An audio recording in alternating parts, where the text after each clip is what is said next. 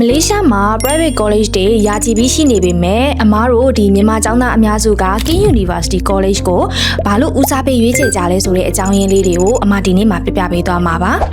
ဒီကျောင်းကတခြားကျောင်းတွေနဲ့မတူတဲ့အားသာချက်တွေအများကြီးရှိပါတယ်ပထမတစ်ချက်အနေနဲ့အမားတို့ King University College ကကွာလာလမ်ပူမြို့လယ်ကောင်မှာတည်ရှိပါတယ်အဲ့အတွက် MRT, LRT, bus train တွေကိုအလွယ်တကူအသုံးပြုနိုင်ပြီးတော့နောက်တစ်ခုကအမားတို့ကျောင်းသားတွေရဲ့ပတ်တိုင်းကြောရှာဖွေရေးနေရေးစားရေးပေါ့နော်အရင်မဲ့အဆင်ပြေစေပါတယ်ဒုတိယအချက်အနေနဲ့ကကြတော့ UK နိုင်ငံနဲ့ Australia နိုင်ငံမှာရှိတဲ့တက္ကသိုလ်ကြီးတွေနဲ့တရားဝင်ချိတ်ဆက်ထားတာဖြစ်တဲ့အတွက်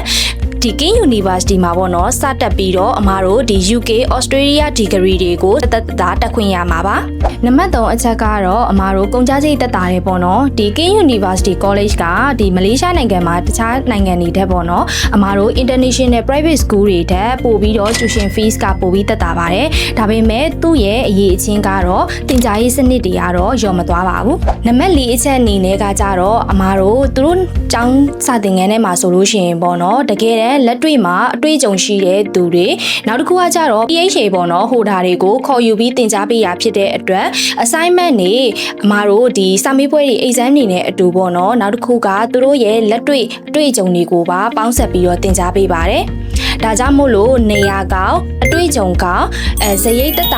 တာနဲ့ပေါ့နော်မလေးရှားနိုင်ငံမှာ King University ကိုတက်ချင်တယ်ဆိုလို့ရှိရင်တော့အခုပဲအမကိုဆက်သွယ်လိုက်တော့နော်